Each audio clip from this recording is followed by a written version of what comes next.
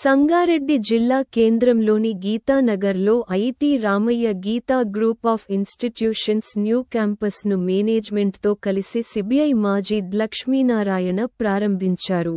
ఈ సందర్భంగా లక్ష్మీనారాయణ మాట్లాడుతూ విద్యార్థులు తమ తల్లిదండ్రులను గురువులను గౌరవిస్తూ ఏకాగ్రతతో చదివి ఉన్నత శిఖరాలను చేరుకోవాలని అన్నారు. విద్యార్థులు డ్రగ్స్ బారిన పడకుండా మొబైల్ ఫోన్లకు దూరంగా ఉండి తమ లక్ష్యాలను చేరుకుని సమాజానికి దేశానికి ఆదర్శంగా ఉండాలని అన్నారు. ఈ కార్యక్రమంలో ఇష్టా జూనియర్ కళాశాల director Vinod Kumar, principal doctor Ravi Kiran Reddy, academic principal Prabhakar Rao, vice principal Ibrahim మరియు కళాశాల అధ్యాపకుల బృందం విద్యార్థులు పాల్గొన్నారు.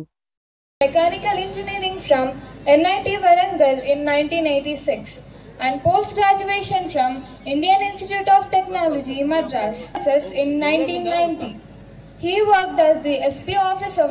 Audience, I am Vaishnavi and I'll be your host for few of the next segments, bringing you the most exciting part of the event. So without any further ado, let's dive into the especially those of farmers, youth and women. V.V. Lakshminarayana Garu received the India Police Medal in 2006. He also had outstanding services in 2017. He has also received DAA in 2016 from NIT Warangal in the category of Distinguished Alumni Public Service Award. Thank you. Thank you, Srija. Your words about our chief guest were truly inspiring. I request our beloved chief guest.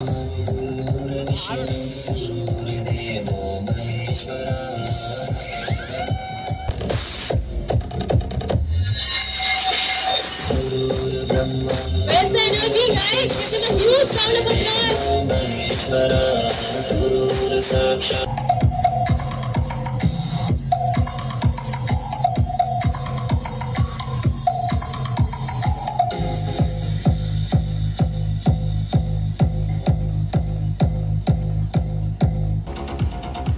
I request Ravi Kiran sir and Prabhakar sir to come onto the stage.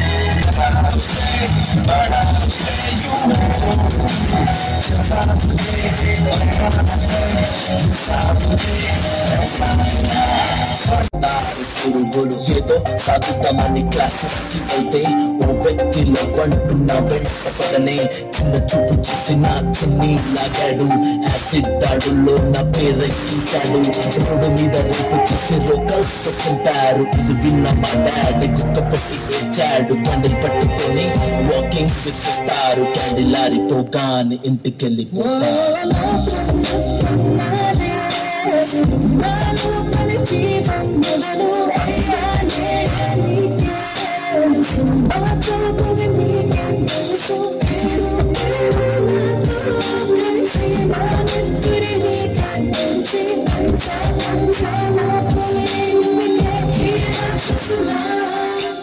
ఒరేయన్నయ్యా నన్ను పెంచావుగా నా పెళ్లి కోసం బరువులను మోసావుగా ఇల్లు వదిలి ఇంటి పేరు మార్చారుగా ఆయన ఎరుపు కూడా నవ్వుకొని దాచానురా అమెరికా అప్పట్లో అనుమానం పెట్టేసి దాచాడు తప్పు కాదు సిగరెట్ అని చెప్పాలంటే నాకు నోరు రాదు కొంటుకున్నా అంటే నేను కింద పడలేదు కూడలనుకున్నా కానీ పని మనిషి నేను నా కాలే కట్టి నోట్లో కట్నమంటూ నెక్కెట్టు తోటే కొట్టి ఎవరు బాధ్యులు కాదు అని లెటరీ రాసి నా చేతుల్లో పెట్టి ఫ్యాన్కి ఉరి వేశారు చేతులు తులిపేశారు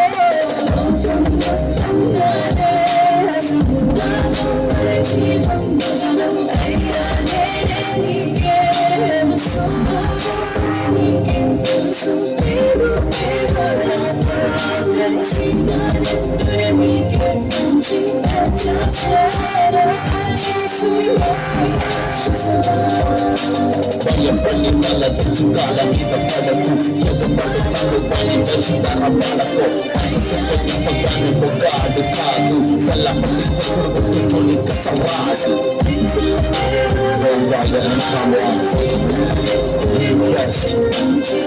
strong woman, stronger than all organizations and what are the specialities of ISTA organization. ముఖ్యంగా 15 సంవత్సరాల నా కెరియర్లో వివిధ ఆర్గనైజేషన్స్లో పనిచేసినటువంటి అనుభవంతో సార్ని సుమారుగా 1 సంవత్సరం క్రితం నేను కలిసినప్పుడు సార్ ఏ మోటోతో మీరు ISTA ఆర్గనైజేషన్ని స్టార్ట్ చేస్తున్నారు సంగారెడ్డిలో అని అడిగితే సార్ ఒకటే లైన్లో చెప్పారు, conceptual stress free education for the students. Conceptual education ఇవ్వాలి, స్ట్రెస్ లేకుండా ఆహ్లాదకరమైన ఆనందకరమైన వాతావరణంలో పిల్లలు ఆడుతూ పాడుతూ ఎడ్యుకేషన్ని ఎంజాయ్ చేస్తూ వాళ్ళ మెమరబుల్ డేస్ ఏ విద్యార్థి జీవితంలోనైనా సరే 2 దశలు అతి ముఖ్యమైనవి. మొదటిది స్కూల్ స్టేజ్లో 10th క్లాస్, తర్వాత కాలేజ్. ప్రతి విద్యార్థి తన విద్యార్థి దశ పూర్తి చేసుకున్న తర్వాత వివిధ దశల్లో వాళ్ళు ఎదిగే క్రమంలో వాళ్ళు బాగా గుర్తుపెట్టుకునేటువంటి దశ ఇంటర్మీడియట్. తర్వాత ఇంజనీరింగ్ ఉంటుంది. అయినప్పటికీ కూడా ఇంటర్మీడియట్ అనేది ఒక కీలకమైన మలుపు వాళ్ళ విద్యార్థి దశలో. 10th క్లాస్ ఒక కీలకమైతే ఇంటర్మీడియట్ అనేది మరొక కీలకమైన మలుపు. అట్లాంటి కీలకమైన మలుపుల్లో విద్యార్థి తడబాటుకు లోను కాకుండా వాళ్ళ యొక్క జీవితాన్ని అద్భుతంగా తీర్చిదిద్దే విధంగా కరికులంను తయారు చేసి స్ట్రెస్ ఫ్రీ ఎడ్యుకేషన్ని, ఎంతో విలువలతో కూడినటువంటి విద్యని, కేవలం విద్య మాత్రమే కాదు సామాజిక బాధ్యత కూడా.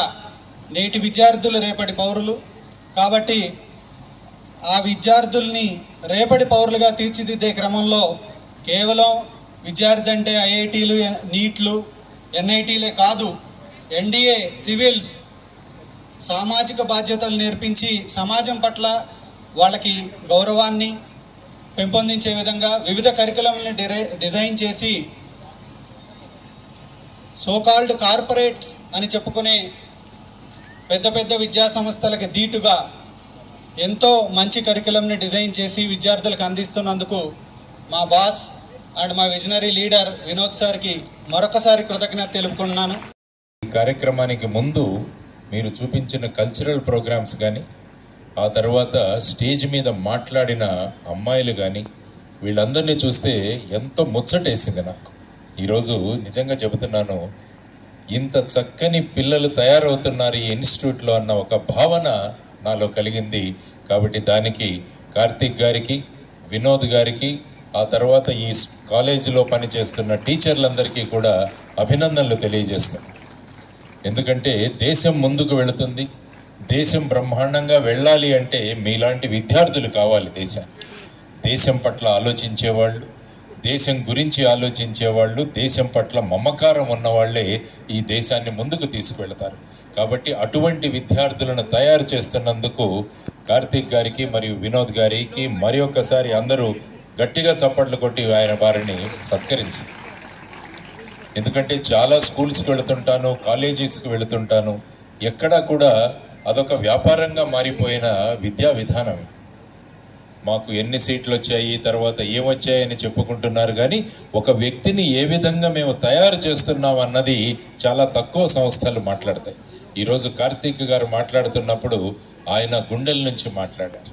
అంటే అది నా బాధ్యత అని ఆయన చెప్పిన విషయాలు చాలా హత్తుకున్నాయి. అందుకనే 2018వ సంవత్సరం నుంచి కార్తీక్ గారు ఎప్పుడు ఫోన్ చేసినా కూడా నేను వస్తాను, ఎందుకంటే ఇక్కడికి వచ్చిన తర్వాత నాకు మీరు ఇన్స్పిరేషన్ ఇస్తారన్న భావనలతో, ఒక స్వార్థంతో నేను ఇక్కడికి వస్తుంటాను. ఎందుకంటే మిమ్మల్ని చూసి నేను మోటివేట్ అవుదామని ఈ సంస్థలకు వస్తుంటాను. కాబట్టి మళ్ళా ఒక అనుభవం, ఒక మంచి అనుభవం ఈ కాలేజీలో నాకు జరిగింది. ఇంటర్మీడియట్ అంటే మన జీవితంలో చాలా ముఖ్యమైన ఘట్టం అని నేను చెబుతాను. ఎందుకంటే భవిష్యత్తులోకి ఎంటర్ అవ్వాలంటే ఈ ఇంటర్ అన్నది చాలా ముఖ్యమైన స్థానం మనది. ఎందుకంటే నేను కూడా 1980వ సంవత్సరంలో, బాబు మీరు కూర్చోండి, ఇద్దరు కూర్చోండి, 1980వ సంవత్సరంలో 10th క్లాస్ చదివాను నేను. ఆ తర్వాత ఇంటర్మీడియట్ 1980లో. నాకు మొట్టమొదటిగా నచ్చింది ఏంటంటే మా ఇంటర్మీడియట్లో 10th క్లాస్ వరకు మమ్మల్ని అందరినీ హైట్ ప్రకారం కూర్చోబెట్టేవాళ్ళు. కాబట్టి నేను పొడవుగా ఉంటాను కాబట్టి ఎప్పుడు లాస్ట్ బెంచ్లోనే కూర్చోబెట్టేవాళ్ళు. నేను మా హెడ్ మాస్టర్ గారితో ఎప్పుడు కూడా గొడవ పెట్టుకునేవాడిని. సార్ నేను పొడవుగా ఉన్నందువల్ల నన్ను చివరిలో కూర్చోబెడుతున్నారు అంటే, మరి నువ్వు ముందు కూర్చుంటే వెనకాల వాళ్ళకి కనపడదు కదా అని మమ్మల్ని వెనకాల కూర్చోబెడుతున్నావు అన్నారు. కానీ కాలేజీకి రాగానే మా ప్రిన్సిపాల్ గారు చెప్పింది ఏంటంటే, ఎవరు ఎక్కడైనా కూర్చోవచ్చు అని చెప్పారు. కాబట్టి ఇంటర్మీడియట్లో నాకు నచ్చిన మొదటి విషయం అది. కాబట్టి ఆ రోజు నుంచి ఫస్ట్ బెంచ్ నేను ఎప్పుడు వదల్లా. ఎందుకంటే 10 సంవత్సరాలు చివరిలో కూర్చొని ఒక అవకాశం దొరికిందని ఆ 2 సంవత్సరాలు మొదటి బెంచ్లో కూర్చొని గురువుల్ని వింటూ ఆ తర్వాత నా కెరియర్ ఏదైతే ఉందో బ్రహ్మాండంగా ముందుకు వెళ్ళగలిగాను. ఆ విధంగా ఇంటర్మీడియట్ అన్నది నాకు గుర్తొస్తుంది. ఆ తర్వాత ఇంటర్మీడియట్లో ఏ బ్రాంచ్ తీసుకోవాలి, ఏది తీసుకోవాలి, ఎంపీసీ తీసుకోవాలా, బైపీసీ తీసుకోవాలా, సిఈసీ తీసుకోవాలా, హెచ్ఎస్సి తీసుకోవాలా అని రకరకాలుగా అప్పుడు చర్చలు జరిగాయి. మాకున్న గురువులు ఎంత గొప్పవారంటే, మాకు చదువు చెప్పిన మా తెలుగు మాస్టరు, మా మ్యాథ్స్ టీచర్ 10th క్లాస్లో వాళ్ళందరూ మా నాన్నగారిని కలవడానికి వచ్చారు. వచ్చి మీ అబ్బాయికి లీడర్షిప్ క్వాలిటీస్ ఉన్నాయి కాబట్టి ఖచ్చితంగా ఈ అబ్బాయి సివిల్ సర్వీసెస్కి వెళ్ళాలి, కాబట్టి సివిల్ సర్వీసెస్కి వెళ్ళాలంటే ఈ అబ్బాయిని ఆర్ట్స్ గ్రూప్లో జాయిన్ చేయించండి, ఎందుకంటే 2 సంవత్సరాల తర్వాత 3 సంవత్సరాల డిగ్రీ చేస్తే త్వరగా సివిల్ సర్వీసెస్కి వెళ్ళడానికి అవకాశం ఉంటుందని మా గురువులందరూ కూడా ఇంటికి వచ్చి మా నాన్నగారితో మాట్లాడారు. ఇది ఎందుకు చెబుతున్నానంటే, గురువులంటే అలా ఉండాలి.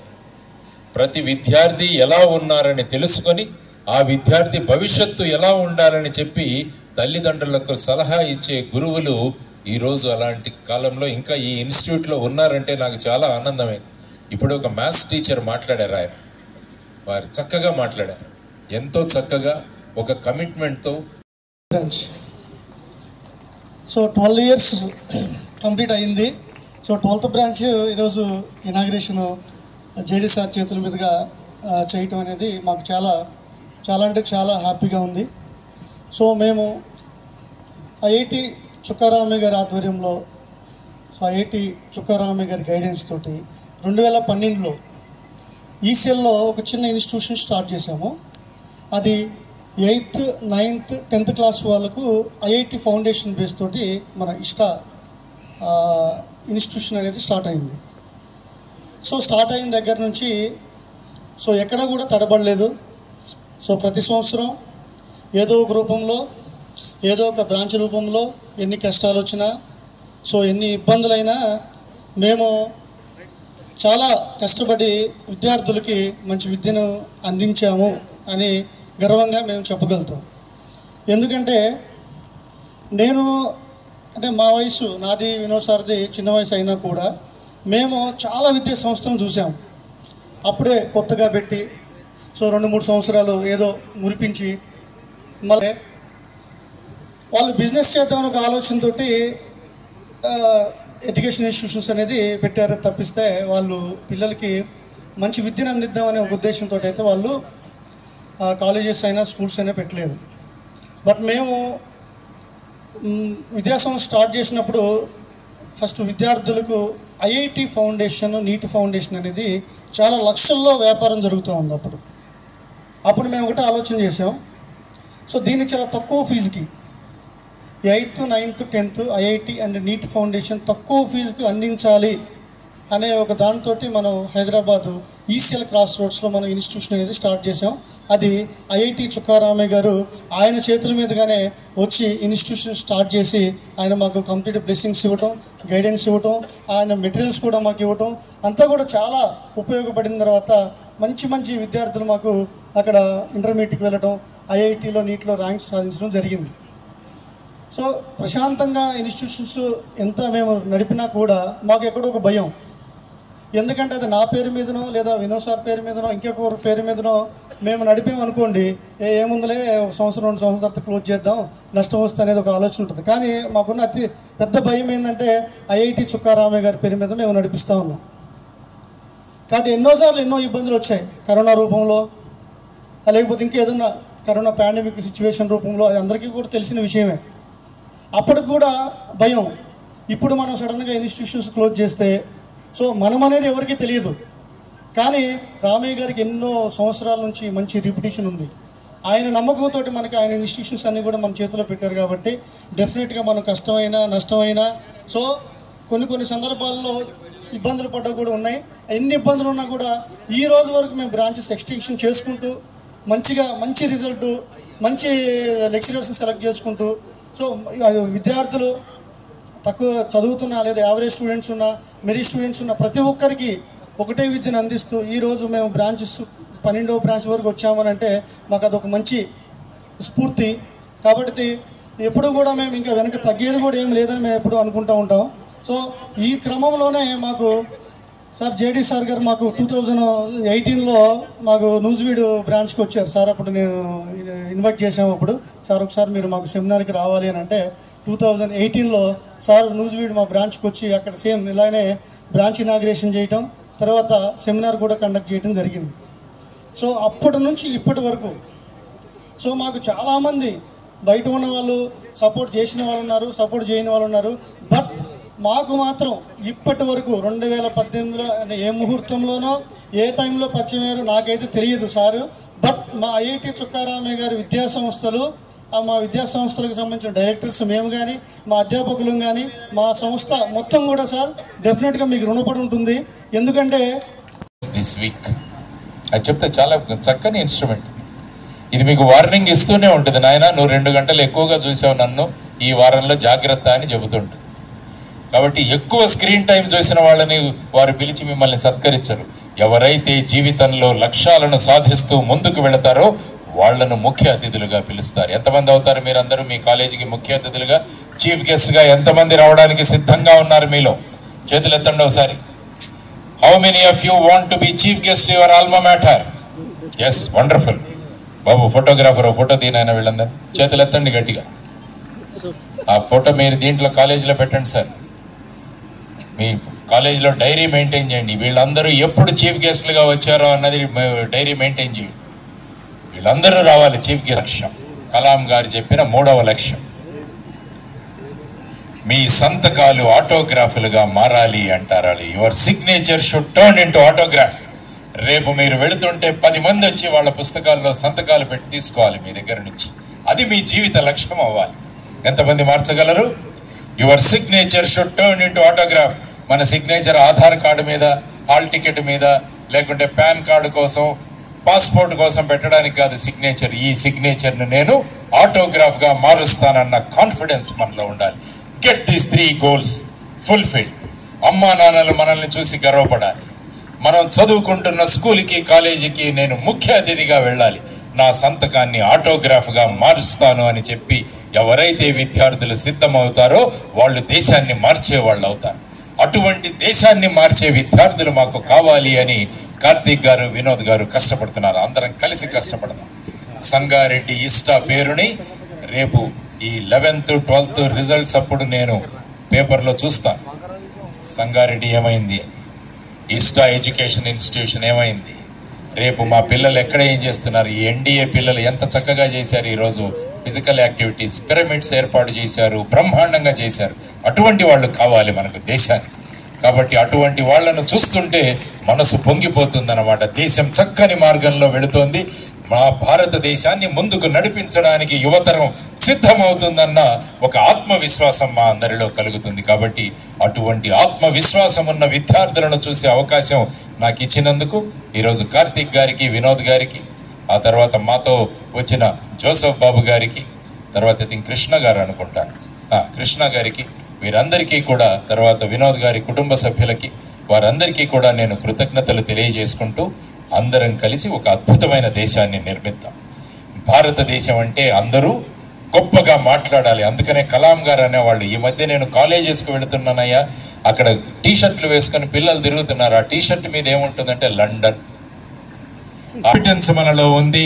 ఆ ఆత్మవిశ్వాసం, సెల్ఫ్ కాన్ఫిడెన్స్ మనలో ఎప్పుడైతే ఉంటుందో అటువంటి భారతదేశాన్ని అందరం కలిసి తయారు చేద్దామని ప్రతిపాదిస్తూ మరి ఒక్కసారి మీ అందరికీ శుభం జరగాలని, మీరందరూ కూడా ఏ లక్ష్యాల కోసమైతే మీరు ముందుకు వెళుతున్నారో ఆ లక్ష్యాలను ఛేదించాలని, మీ అందరి వల్ల అమ్మా నాన్నలు, సమాజం, ఈ ప్రాంతం, ఆ తర్వాత దేశం అంతా కూడా మిమ్మల్ని చూసి గర్వించాలి అని మనస్ఫూర్తిగా కోరుకుంటూ, అటువంటి చక్కని వాతావరణం ఈ ఇన్స్టిట్యూట్లో ఉందని ఈరోజు నాకు తెలిసింది. ఈరోజు ఈ కార్యక్రమాలు, తర్వాత మీ పిల్లలు, ముఖ్యంగా అమ్మాయిలు ఎవరైతే యాంకరింగ్ చేశారో వాళ్ళందరికీ కూడా ఒకసారి చప్పట్లు కొట్టండి. చాలా చక్కగా చేశారు అమ్మాయిలు. తెలియజేసుకుంటూ అందరికీ శుభం జరగాలి. అమ్మా నాన్నలను గౌరవించండి, గురువుల్ని గౌరవించండి. వారి ద్వారా మీకు జ్ఞానం వస్తుంది, వారి ద్వారా మీరు గొప్పవారు అవుతారన్న భావనలు తీసుకువెళ్ళి మనం అంతా కూడా ముందుకు వెళదాం. కాబట్టి థ్యాంక్ యూ వెరీ మచ్. జై హింద్. భారత్ మాతాకి, భారత్ మాతాకి, భారత్ మాతాకి. కాబట్టి చుక్కారామయ్య అంటారు. ఇప్పుడు ఎవరు చుక్కారామయ్య గారు అంటారు, ఐఐటి చుక్కారామయ్య గారు. కాబట్టి అటువంటి వ్యక్తి యొక్క స్ఫూర్తితో మన కార్తీక్ గారు ఈరోజు ఈ సంస్థలను ముందుకు తీసుకువెళ్ళడం అన్నది చాలా గొప్ప విషయం. తర్వాత ఈ సంస్థల పేరు కూడా మనం ఒక్కసారి గమనించాలి. ఇష్టా సంస్థ. ఐ అంటే ఇన్నోవేటివ్. ఐ అంటే ఇన్నోవేటివ్ అంటే కొత్తగా ఆలోచించాలి. మనం ఇన్నోవేటివ్గా ఆలోచించాలి అన్న ఒక ధోరణి. ఇన్నోవేషన్ అంటే ఏంటంటే కొత్తగా ఆలోచించడం.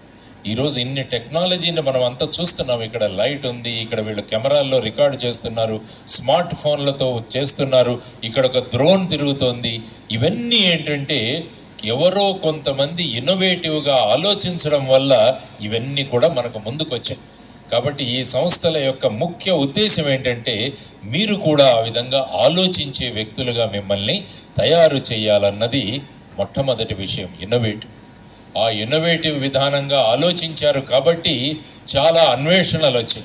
అందువల్ల మీరందరూ కూడా కొత్తగా ఆలోచించాలి, ఏదైనా ఒక కొత్త పరిశోధనలు చేయాలి, మీ ద్వారా ఒక కొత్త విషయం కనుక్కోబడగలగాలి అన్నది ముఖ్యంగా ఈ సంస్థల యొక్క ఉద్దేశం. కాబట్టి పిల్లలందరికీ నేను చెబుతున్న ఒక్క విషయం ఏంటంటే మీరు ఇన్నోవేటివ్గా కావాలి అంటే మీరు ప్రశ్నలు అడగాలి. మీరు ఎప్పుడు కూడా మీలో ఉన్న సందేహాలు ఏముంటాయో వాటిని ప్రశ్నల రూపంలో మీ గురువు గారిని అడగాలి, వారి దగ్గర నుంచి సమాధానాలు రాపట్టాలి. కాబట్టి ఎప్పుడు కూడా 3 ప్రశ్నలు అడగండి. Why, what, how. ఎందుకు, ఏమిటి, ఎలా అని ఈ 3 ప్రశ్నలు మీరు అడిగారంటే మీలో కొత్తగా ఆలోచించే విధానాలు మొదలవుతాయి. ఈరోజు ఇక్కడ ఈ డ్రోన్ తిరుగుతోంది. ఇక్కడ మీరు ఆలోచించాలి, ఈ డ్రోన్ ఎలా వచ్చింది, ఎందుకు వచ్చింది, దీని ద్వారా ఏ విధమైన మార్పులు వచ్చాయి అని మీరు ఆలోచిస్తే మీలో ఒక ఆలోచనలు మొదలవుతాయి. ఒక అబ్బాయి మీలాగే కాలేజీలో చదువుతుంటే ఆ అబ్బాయికి టెలిగ్రామ్ వచ్చింది, ఫోన్ వచ్చింది. ఆ అబ్బాయికి వాళ్ళ నాన్నగారు రైతు. ఆయన పొలంలో పిచికారీ చేస్తూ ఏవైతే పెస్టిసైడ్లు ఉంటాయో వాటి చాలా ఘాటుగా ఉంటాయి, వాటిని పీల్చేసి ఆయన ఊపిరితిత్తుల్లో ప్రభావం పడి ఆయన హాస్పిటల్లో జాయిన్ చేసింది. ఆ పిల్లవాడు వాళ్ళ నాన్నకు వెళ్ళి కలిసి, ఆ పిల్లవాడు ఇంజనీరింగ్ చదువుతున్నాడు. ఆ పిల్లవాడు మా నాన్నకి ఇలా అయిందేంటి, నేనేం చేయగలను అని ఆలోచించాడు. ఆ అబ్బాయి వెంటనే డ్రోన్లను వ్యవసాయ క్షేత్రాల్లో ఈ పెస్టిసైడ్ చల్లడానికి ఎలా ఉపయోగించాలని కనిపెట్టి ఆ పిల్లవాడు ఇప్పుడు సుమారుగా 600 డ్రోన్స్ని ఈరోజు వ్యవసాయ రంగంలో ఉపయోగపెడుతున్నాడు. అది ఇన్నోవేషన్, కొత్తగా ఆలోచించడం. కాబట్టి మనకున్న విషయాలను మనం ఎలా ప్రజల సమస్యలను తీర్చుతామంటే దాన్నే ఇన్నోవేషన్ అంటారు. కాబట్టి మీరందరూ ఆ విధంగా ఆలోచించండి, కొత్త రీతిలో సమస్యలను చూడడం మొదలుపెట్టండి. దానికి చక్కని ఉదాహరణ మనకందరికీ ఉన్నది న్యూటన్.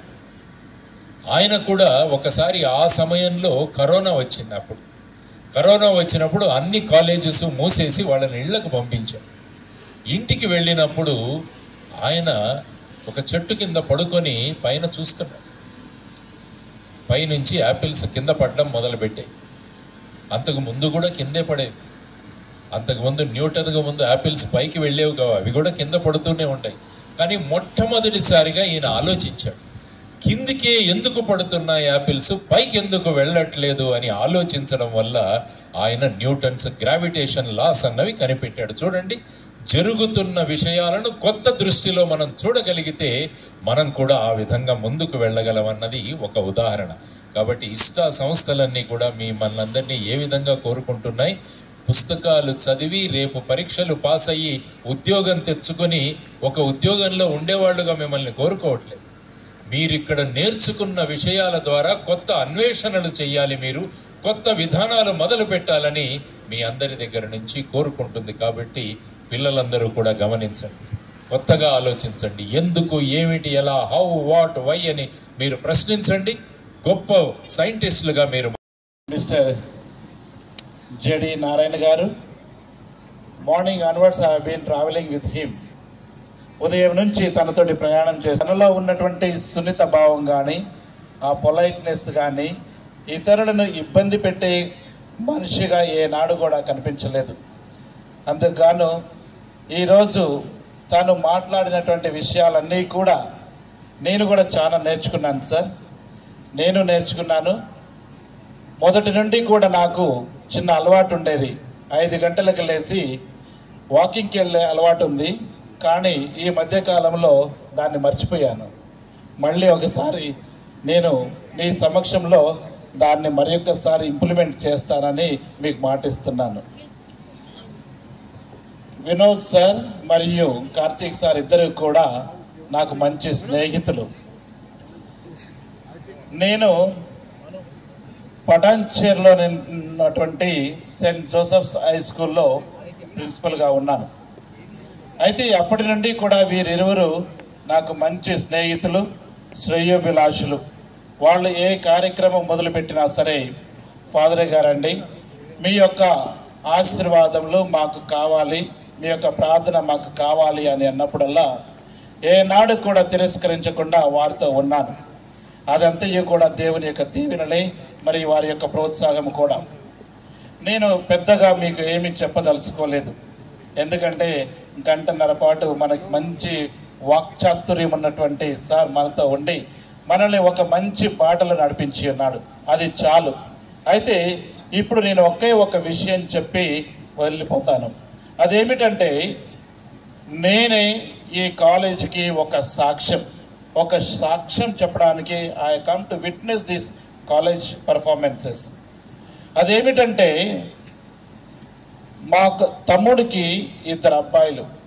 పెద్ద అబ్బాయి కార్పొరేట్ కాలేజీలలో చదివాడు, అది ఎవరికి కూడా అంత సాటిస్ఫాక్షన్ లేదు. 2వ అబ్బాయి ఇక 10th కంప్లీట్ చేసుకొని ఇక ఏ కాలేజీలో చేర్పిస్తే బాగుంటుంది అని నాతో అన్నాడు. ముందు తండ్రి గారు నువ్వు చూసిరా, కాలేజీలన్నీ చూసిరా. నేను వాడికి పెద్దనాన్నను మాత్రమే, తండ్రిగా నువ్వు చూసిరా అని అన్నప్పుడు మ్యాక్సిమం ఏమవుతుంది అంటే, familiarity makes the people to be attracted towards the institution or anything. ఆ విధంగా ఫెమిలియర్గా ఉన్నటువంటి కాలేజీల చుట్టూ తిరిగాడు. మనకి పెద్దగా కొత్తగా పరిచయం లేదు అప్పట్లో. కానీ నేను ఆంధ్రాలో పనిచేస్తూ ఉన్నప్పుడు ఐఐటి రామయ్య గారే నా స్కూల్కి వచ్చి, అతని గురించి పెద్దగా నాకు తెలియదు, కానీ అతన్ని చూడగానే ఇతనిలో ఏదో ఉంది అని చెప్పేసి కాసేపు కూర్చొని మాట్లాడిన తర్వాత తను వెళ్ళిపోయాడు. అయితే ఇక్కడికి రాగానే సేమ్ నేమ్ మొత్తం అలాగే ఉంది అని చెప్పేసి నేను ఇక ఆ రోజు నుంచి తమ్ముడు కాలేజీలన్నీ తిరిగి వచ్చిన తర్వాత ఏ కాలేజీలో డిసైడ్ అయ్యావు అని అడిగినప్పుడు అన్ని కన్ఫ్యూజన్గా ఉన్నాయి, నాకు ఎక్కడా సాటిస్ఫాక్షన్ లేదు, మనవడేమో కొంచెం ఫ్రీ మెంటాలిటీ, అంత సీరియస్గా తీసుకునే వ్యక్తి కాదు అని చెప్పాడు.